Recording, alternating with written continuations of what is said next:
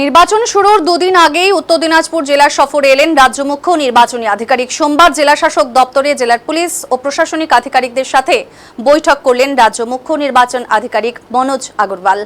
Vote পরিচালনার ক্ষেত্রে commission কি চাইছে সেটা নিজের মুখেই জেলার সমস্ত স্তরের আধিকারিকদের নির্দেশ দিলেন তিনি। স্পষ্ট জানিয়েছেন, ভোটে ঝঞ্ঝাটের পাককালে তার বিরুদ্ধে কড়া পদক্ষেপ নেওয়া হবে। দেখাচ্ছি উত্তর দিনাজপুর জেলা সফরে এসেছেন রাজ্য মুখ্য নির্বাচনী আধিকারিক। সোমবার জেলা শাসক দপ্তরে জেলার পুলিশ ও প্রশাসনিক আধিকারিকদের সাথে বৈঠক সেরেছেন রাজ্য মুখ্য নির্বাচন আধিকারিক মনোজ আগরওয়াল। ভোট পরিচালনার ক্ষেত্রে কমিশন কি চাইছে সেটা নিজের মুখেই কিন্তু জেলার সমস্ত স্তরের আধিকারিকদের নির্দেশ দিয়েছেন তিনি।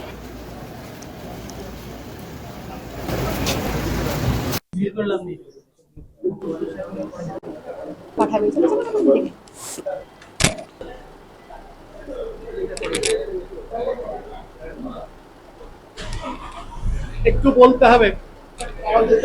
কেমন আছেন? ভালো আছে, বলুন। হ্যাঁ, বলছি যে আজকে মিটিং করলেন, কি নির্দেশিকা আপনি? না না, নির্দেশ কিছু নেই, আমরা প্রিপেয়ারনেস দেখতে এলাম। আমরা বললাম বিশেষভাবে ইলেকশন করতে হবে, ফ্রি ফেয়ার পিসফুল করতে হবে।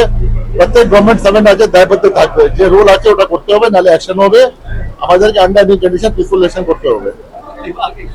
এলিট ক্রিমিনালদের একটা তালিকা তৈরি হয়েছে, সেই তালিকা উত্তর দিনাজপুর জেলায় কতজন আছে সেটা আমার কাছে নেই, সেটা এসপি থেকে নেবেন, এডিসি থেকে নেবেন।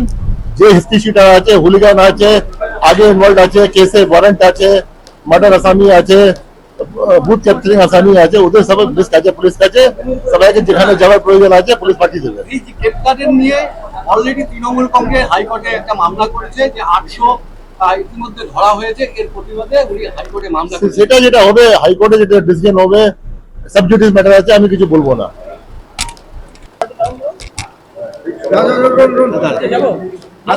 আজকে নির্বাচন কমিশন আপনাদের অল পলিটিক্যাল পার্টি বৈঠক করলেন, সেই বৈঠকে কি প্রস্তাব দিলেন, আপনারা কি বলবেন? দেখুন, প্রথমত আমরা ধন্যবাদ জানাই ইলেকশন কমিশন, চিফ ইলেকশন কমিশনকে, যে এইবার প্রথম কোনো চিফ ইলেকশন নির্বাচন কমিশন সরাসরি উনি একদম ডিস্ট্রিক্ট লেভেলে নেমে এসে ভোটের দুদিন আগে এইভাবে বৈঠক, এটা প্রথম, এভাবে কোনোদিনও দেখিনি। এতে করে আমাদের একটা আশা জেগেছে যে পিসফুলি একটা নির্বাচন হবে, আশা করছি।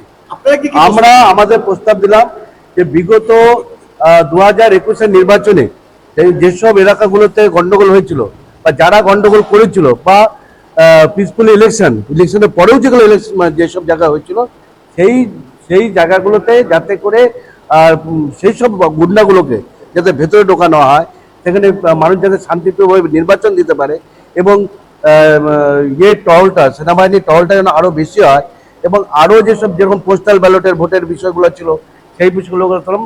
এবং দেখলাম আমাদের প্রত্যেক